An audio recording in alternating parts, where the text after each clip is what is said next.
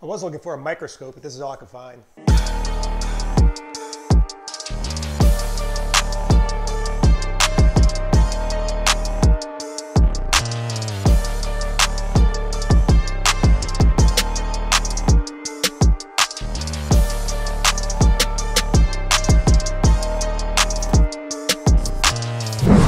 Good morning, YouTube. So in a recent video, one of our subscribers dropped this comment right here and basically was asking us if we could shoot a video talking about how we selected the PPI location when we bought the R8. So Malcolm, if you're watching, this one's for you, buddy. If you're new, please make sure you subscribe, smash that like button, and don't forget to ring that bell for notifications so you never miss a video. All right, so how I selected the PPI.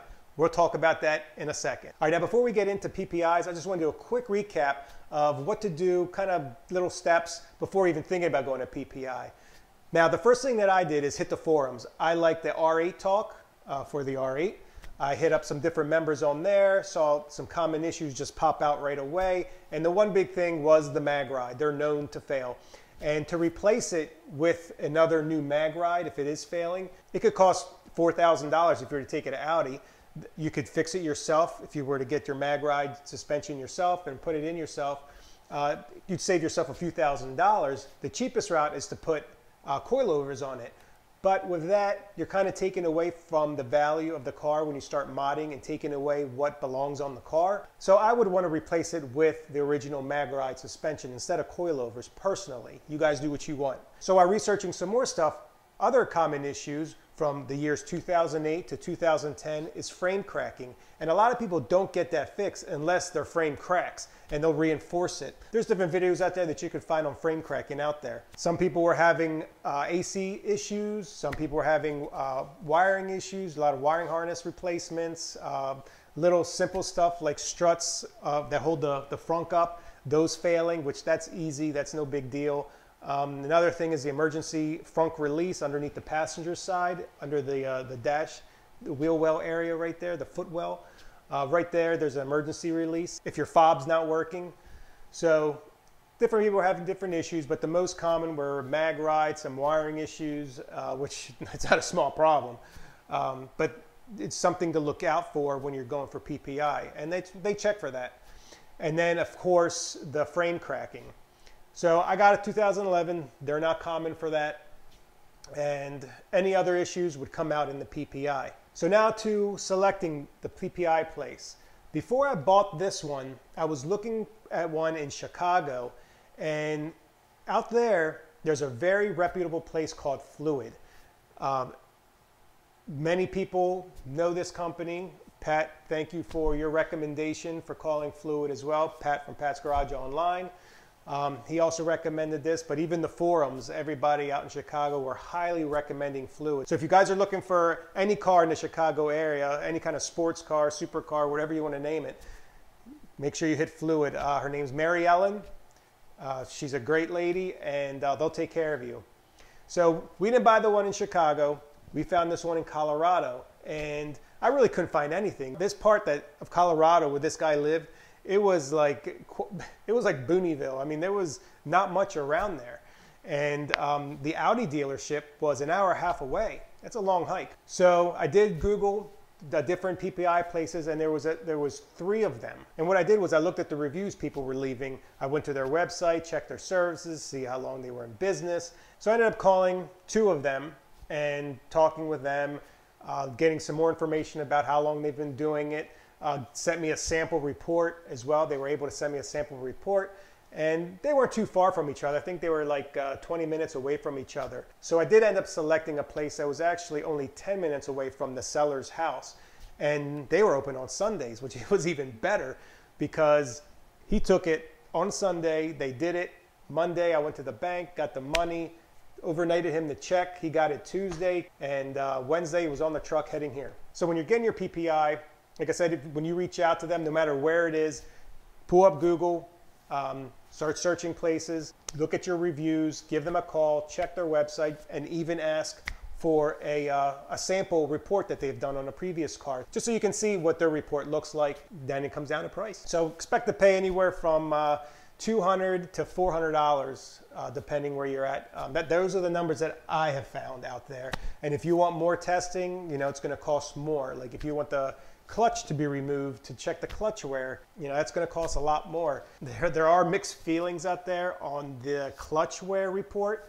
that you can pull from the vehicles. Some people say that clutch wear report is the actual clutch wear, where a lot of other people are saying that's just adaptation values, because that can change, that can fluctuate depending on what number you set those parameters to in the actual computer. Now I found that report actually works on the newer vehicles with the dual clutch.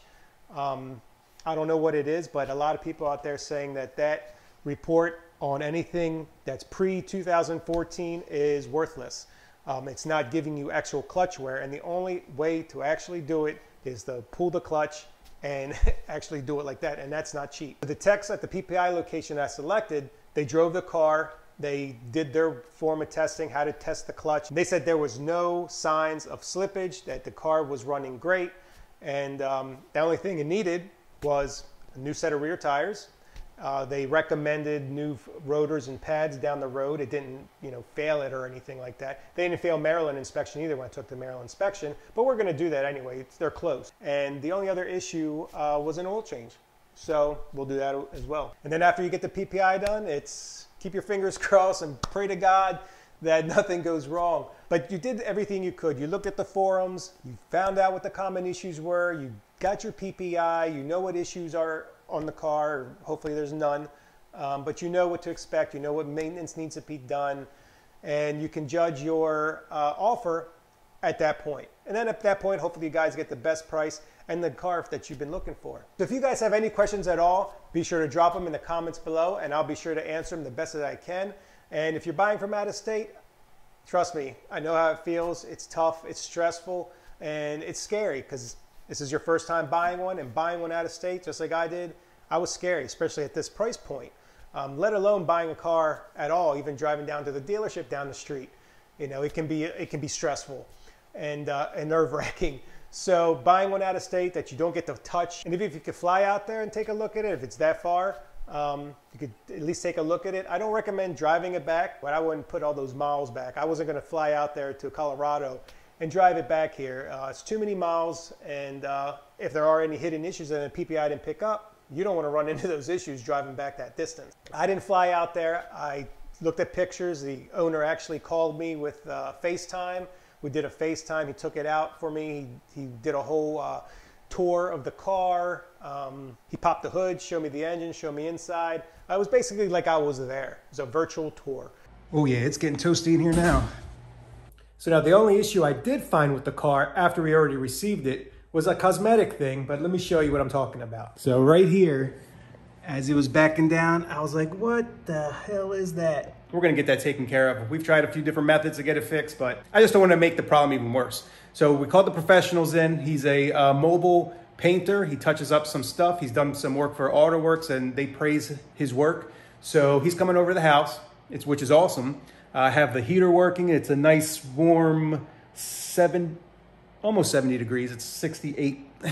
So it's warming up still. I plugged it in not too long ago. That'll help with curing the paint. My thought would be, let's just take and trim this rough stuff off here, and just let me drag a brush along this edge, and don't paint it.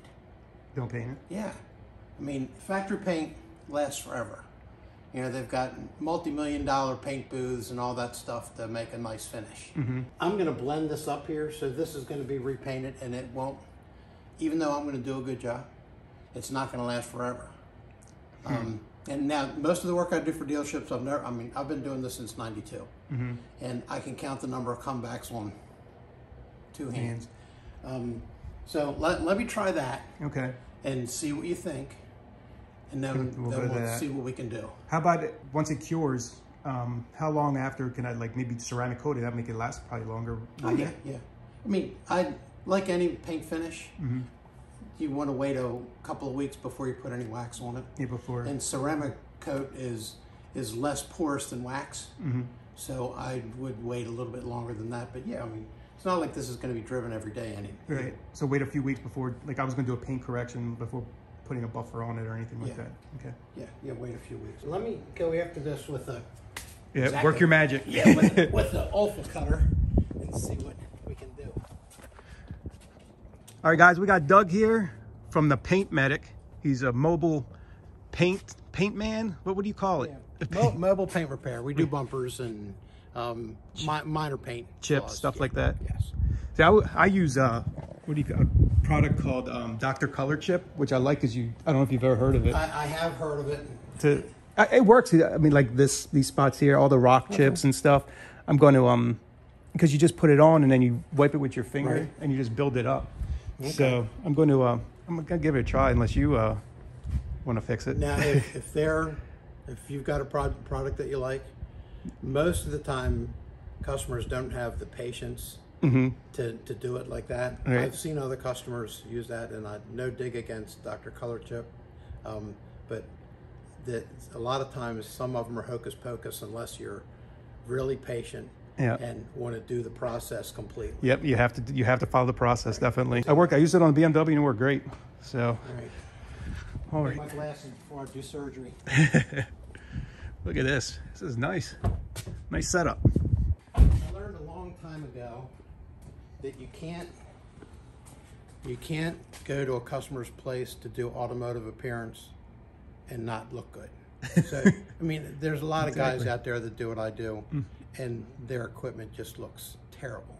Right. You know, and what kind of confidence does that instill into your customer? Presentation is very important. I mean, you never get a second chance to make a first impression.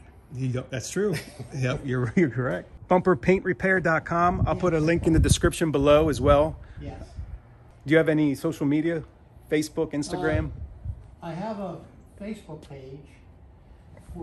No, I don't have a Facebook. Yes, I do. I've got a Facebook page for my... I'll look. If there is, I'm going to put them all in the description below, all the links to him. He scripted it up pretty good. I'm a car guy too. I've always had something cool in the garage, but I've got a 64 Olds on airbags. Oh yeah, you got bags on it? Yeah, so I'm real familiar with high centering and catching the driveway at the wrong angle. You ever go up to like Cars and Coffee? You know, Valley? I've been up there one time. All right, so we're not gonna fill it right now. It does look a lot cleaner than it did before. He's just gonna run some paint underneath here and some clear. It does have some gouges, but we're gonna wait. Once we put the splitter, we'll see what the splitter looks like. And if it needs to be filled, we'll do it at that point. Yeah, with the splitter, there's a possibility. I'm assuming it's probably going to be a carbon fiber piece, right? Right, correct. So it's going to have a glossy finish. So you may end up with a mirror image problem. So if you put it on there, even though you might not see the ridges, if it's got a good finish to it, you might see the reflection of it. In which case, then I'll come up, you give me a call, and given that I've already been here, I'll come up quickly, and we'll go ahead and we'll run a skim coat on that corner. Okay. And then we'll go ahead and refinish it. See, it's amazing with just getting a little color, and there it does. So like you could see that little white spot that I trimmed up before, and it's disappeared. This foundation that I'm involved with, it's called the Custom and Classic Car Educational Foundation. We do scholarships for kids to send them to trade school, or if they don't want to go to school, we'll send them to workshops that are recognized in the industry. We have cruise night at Harford Winery on I think I saw that one on Facebook as an event. I think I saw that. Yeah. It's the first Saturday of every month. Okay.